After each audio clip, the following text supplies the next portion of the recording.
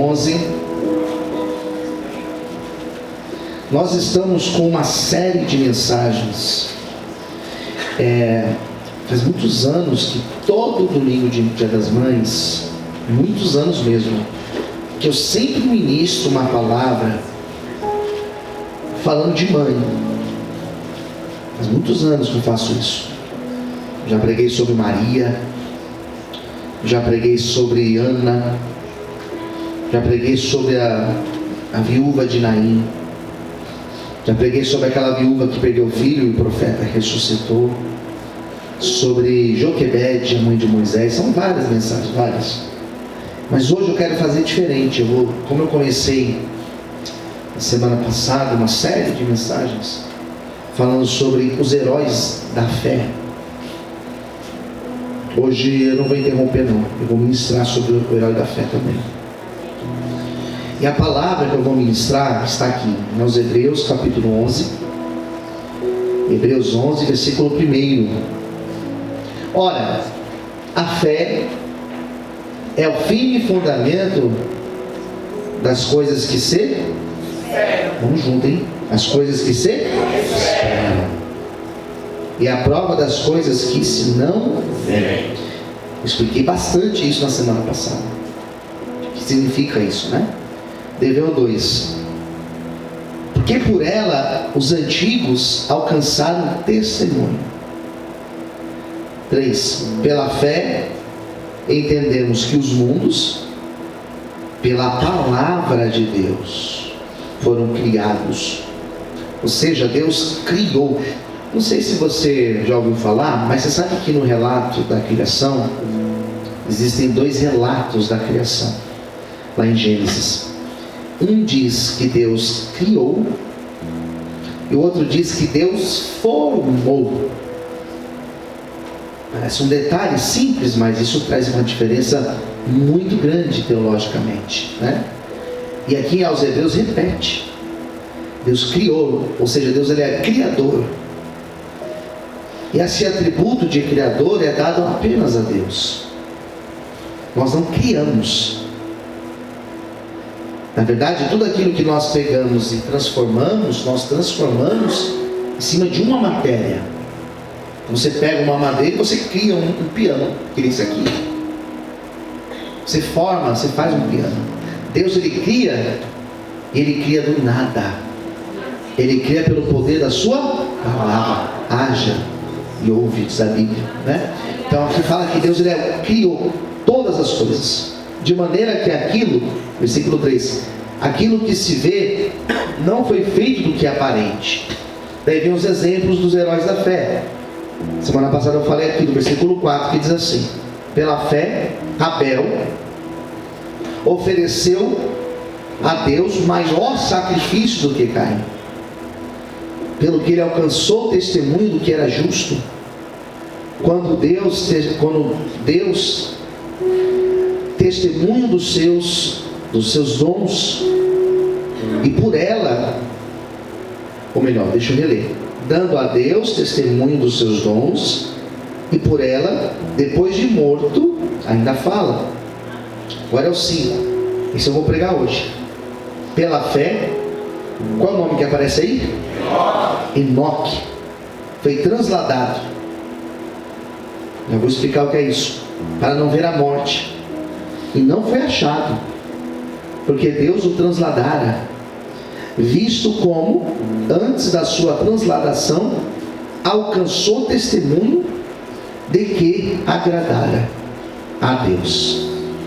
Daí vamos finalizar lendo o versículo 6, que diz assim: ora, sem fé é, que diz aí? Impossível. Isso, sem fé é impossível agradar-lhe, porque é necessário que aquele que se aproxima de Deus creia que Ele existe e que é galardoador do que o busca.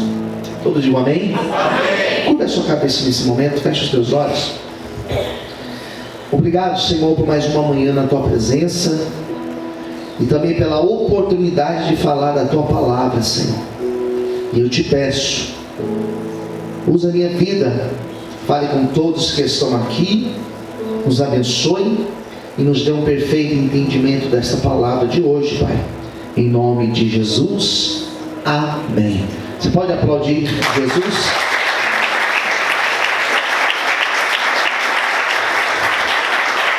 Glória a Deus. Vamos falar de Enoque.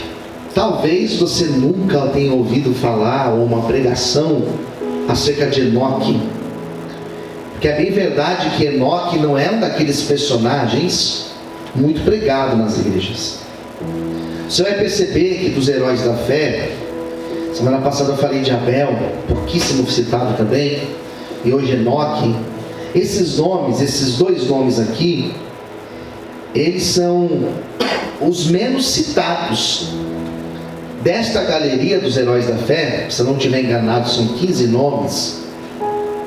São 15 nomes que aparecem. Desses 15 nomes, são os menos conhecidos, assim, no sentido de pregações, de estudos. Mas eles são extremamente relevantes, importantíssimos. Enoque, sobretudo, ele é muito famoso.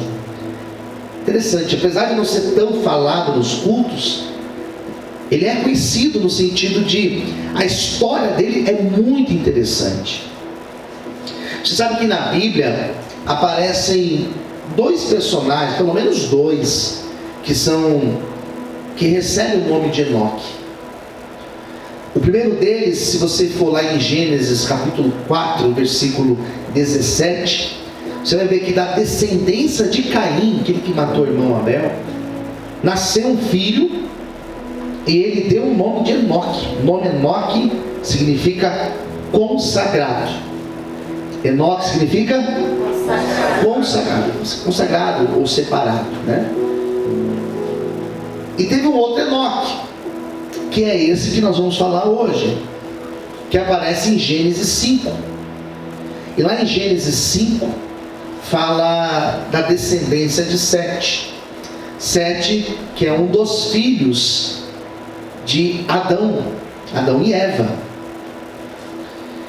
E esse Enoque, ele é importante porque ele foi pai de Metusalém. Metusalém foi o homem que mais viveu, isso relatos bíblicos, o homem que mais viveu. Ele viveu 969 anos. Muita coisa, queridos. Já pensou viver tudo isso? Misericórdia. 969 anos. Esse mesmo Enoque, ele foi bisavô de Noé. Então ele é lá de trás, ele é lá do começo. E esse Enoque, a Bíblia não fala sobre milagres que ele fez. Não foi alguém que orou por alguém morto e ressuscitou. Não foi alguém que orou e Deus fez cair pão do céu para alimentar o povo. O que a Bíblia fala de Enoque? Quando você vai lá em Gênesis, fala um pouco sobre ele. Fala que ele foi um homem justo que andou com Deus. Andou com Deus. O que mais que a Bíblia fala? Que ele tinha uma intimidade com Deus tão grande que Deus, eu acho linda essa expressão que aparece em Gênesis, no capítulo 5. Deus o tomou para si. Deus falou assim: esse aqui é meu. Eu acho isso lindo, irmãos. O que aconteceu com Enoque aconteceu apenas com mais uma pessoa na Bíblia, um homem chamado Elias, que foi um grande profeta. Ambos não provaram a morte.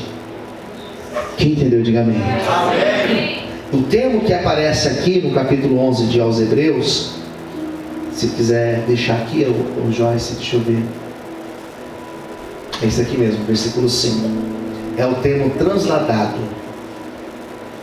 O que significa isso? Você sabe que nós, todo ser humano, ele é criado com 3 matérias.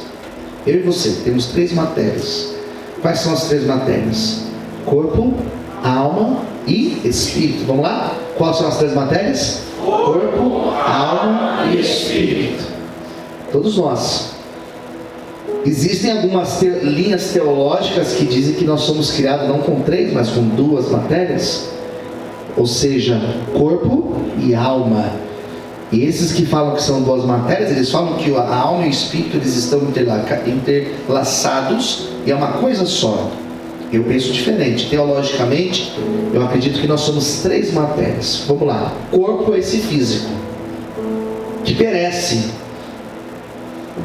que adoece, que sente dores. Esse é o corpo físico. Existe a alma. A alma é o nosso sistema emocional, onde estão os nossos sentimentos. É aquilo que vai prestar contas perante Deus. Nós somos alma também. E o espírito é o sopro de Deus. Gênesis vai falar que é o ruá. A palavra ruá é sopro, né? Ruá é o hálito de Deus, é o sopro de Deus no homem. Diz a Bíblia que quando nós morremos, o que acontece quando nós morremos? Todo ser humano, quando ele morre, o espírito volta para Deus que o fez. Ou seja, todo ser humano, seja ele bom, seja ele mau, seja ele justo ou injusto, quando ele morre, o teu espírito volta para Deus.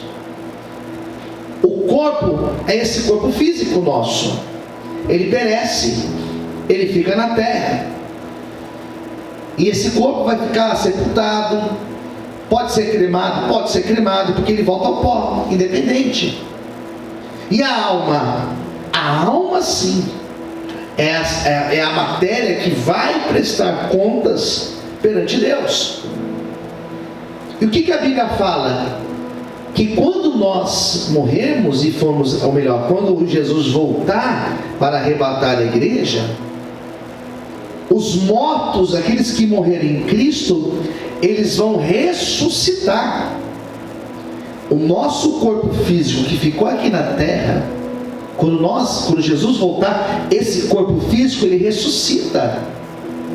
Jesus, quando ressuscitou, ele não era um fantasma, não é verdade?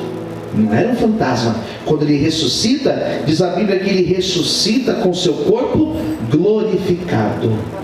Nós teremos um corpo glorificado. Então no dia do arrebatamento, e aqueles que estiverem vivos forem arrebatados, corpo e alma e o espírito forem arrebatados, e os mortos, pastor, os mortos, o corpo ressuscita e se encontra com Jesus nos ares. Aleluia. Que coisa maravilhosa. O que aconteceu com Enoque? Enoque não morreu. O mesmo que aconteceu muitos anos depois com Elias. Diz o texto aos Hebreus que o corpo de Enoque, aqui a morte, versículo 5, foi trasladado para não ver a morte e não foi achado. Ou seja, o corpo de Enoque sumiu. Não é que sumiu, Deus levou tudo.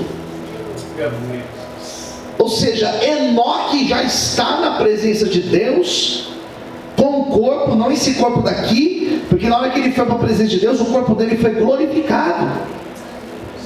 Enoque já está glorificado perante Deus. Quem entendeu, diga amém. Amém. Elias já está com o seu corpo glorificado perante Deus. Procuraram o corpo dele e não acharam. Essa é a história de Enoque. Daí nós temos essa história e temos muitas coisas que nós podemos pensar. Por que Deus fez isso com Enoque? Por que Deus olhou para Enoque? E é interessante o texto aqui de aos Hebreus, que diz lá na última parte do versículo 5, sua transladação alcançou o testemunho de que agradar a Deus. A resposta que nós temos, por que Deus levou Enoque? Porque Enoque agradava a Deus.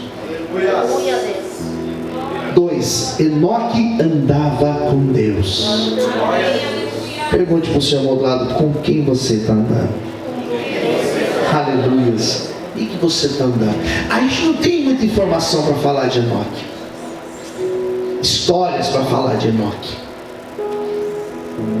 Judas, tem um livro, uma epístola chamada Judas, antes de Apocalipse, pequenininha, não tem nem capítulo, só são versículos.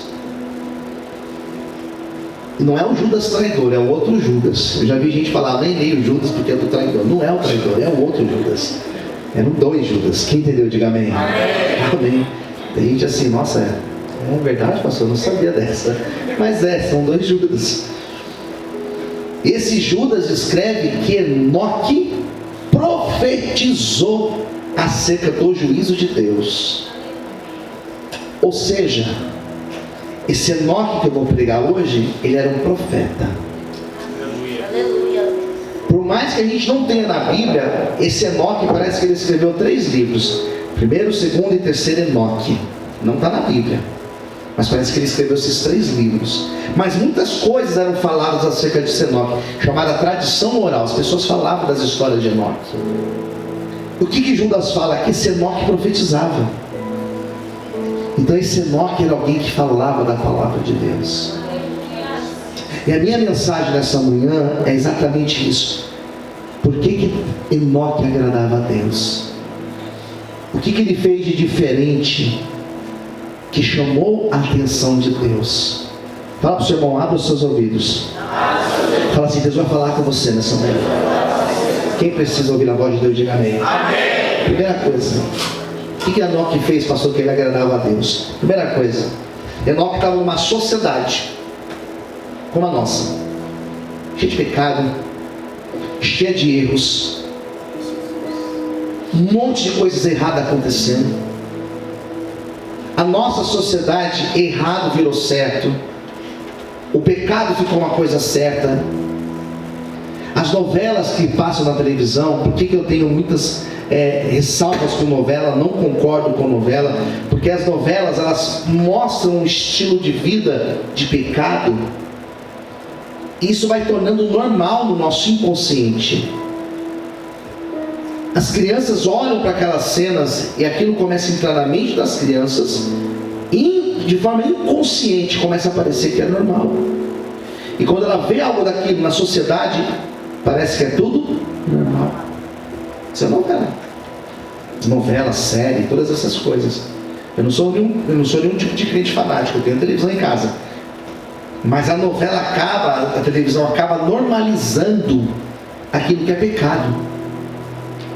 Por isso que nós temos que ter um filtro daquilo que nós assistimos, daquilo que os nossos filhos podem assistir. Quem entendeu, diga amém. Ah, pastor, mas lá em casa ninguém assiste. Mas e o celular? Às vezes a gente não está atento, né? Mas eles estão lá no celular. Você sabe o que está vendo no celular? Toma cuidado. Enoque foi um homem que na sociedade de pecado, ele andou na contramão. Todo mundo ia para cá, todo mundo achava que aquilo era normal. Enoque estava na contramão, porque a mentalidade de Enoque era de alguém que andava com Deus.